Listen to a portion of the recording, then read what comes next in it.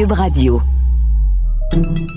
Salut, c'est Charles Dran avec l'équipe dans 5 minutes. On s'intéresse aux sciences, à l'histoire et à l'actualité. Aujourd'hui, on parle de Toutankhamon. Il y a 100 ans, en novembre 1922, des archéologues réalisaient ce qu'on a appelé la découverte archéologique du siècle dans la vallée des rois en Égypte, le tombeau de Toutankhamon, intact et rempli d'objets précieux. Toutankhamon est désormais sans doute le pharaon le plus connu de l'histoire de l'Égypte. Il représente à lui seul l'Égypte ancienne. Mais c'est finalement uniquement pour ça. Il est mort à 19 ans, peut-être 20, couronné roi encore plus jeune. Son règne est plutôt réputé pour avoir été anodin. Alors, qu'est-ce qu'on sait de ce Toutankhamon? Quel règne, quel destin a connu cet enfant roi? Eh bien, c'est quand même intéressant. Des explications avec Baptiste Zapirin.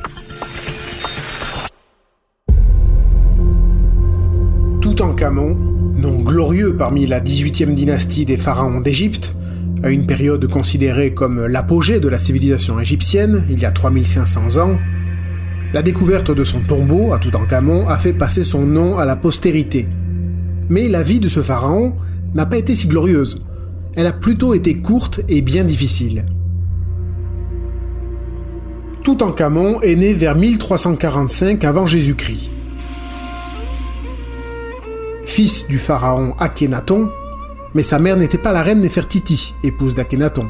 Selon une enquête de 2010 menée sur l'ADN de plusieurs momies royales par le Conseil suprême des antiquités égyptiennes, Toutankhamon serait issu de l'union entre Akhénaton et une sœur, à l'identité inconnue. Fruit d'une relation consanguine, le jeune Toutankhamon a connu de très nombreux ennuis de santé, dès sa naissance. Maladie des os, fente palatine, c'est-à-dire dans la bouche une fente de la voûte du palais qui provoque une communication anormale entre la bouche et le nez, arthrite, pieds-bots, syphoscoliose, c'est-à-dire une déformation de la colonne vertébrale, drépanocytose, une maladie qui touche presque une personne sur 5 dans les oasis égyptiennes et qui peut occasionner des retards de développement et des problèmes sanguins, sans parler de pas moins de 3 crises de malaria. Merci papa, merci ma tante.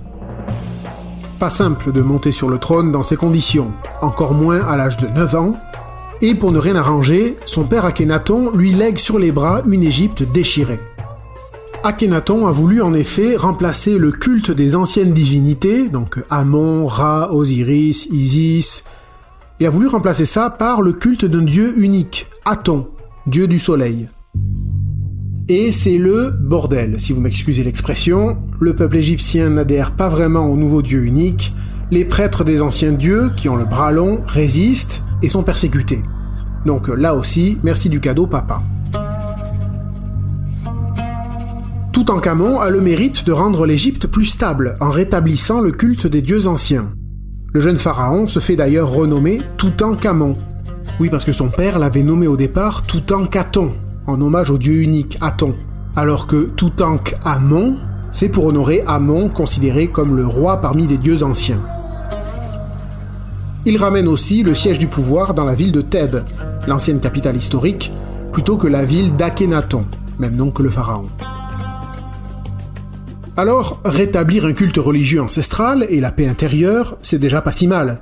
Ce n'est pas insignifiant comme impact pour un pharaon.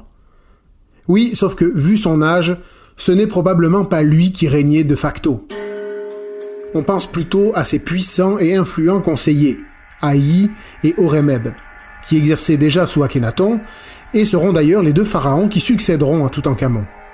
Donc pouvoir sans doute théorique, affaiblissement génétique entraînant une santé chancelante, qui devait d'ailleurs se voir, pas de quoi donner une image impérissable. Surtout avec un règne si bref, Toutankhamon est mort à 19 ou 20 ans. Par contre, les causes de sa mort ont longtemps été source de mystère, et ça, le mystère, ça entretient la légende. Dès 1925, les premières radiographies de la momie révèlent des os en mauvais état, et les spéculations vont bon train chez les égyptologues, évoquant des morts non naturelles. Toutankhamon renversé par un char, victime d'un rhinocéros à la chasse, ou encore assassiné par le conseiller Haïi. Mais en 2010, une analyse ADN révèle la présence de parasites de la malaria. Cette maladie, combinée avec la maladie de colère, la maladie des os, aurait été fatale. En fait, avec tout ça, le nom de Toutankhamon aurait sans doute été un peu oublié quand même, mais c'était sans la découverte de son tombeau en 1922 par l'équipe de l'archéologue Howard Carter, dans la vallée des rois. Un tombeau intact, inviolé, rempli de 5398 trésors, objets et artefacts, et dans son sarcophage, ce fameux masque doré, jaune et bleu, qui deviendra symbole presque à lui tout seul des pharaons. C'est cela qui a fait la renommée de Toutankhamon, le roi enfant qui n'a peut-être, en fin de compte, jamais vraiment régné. Oui, et la renommée de Toutankhamon a aussi été gonflée par la légende de la malédiction de sa momie, probablement entretenue par la presse de l'époque. Une trentaine de personnes plus ou moins liées à l'expédition qui a ouvert le tombeau du pharaon sont mortes dans les années qui ont suivi, dont le mécène de l'expédition, Lord Carnarvon.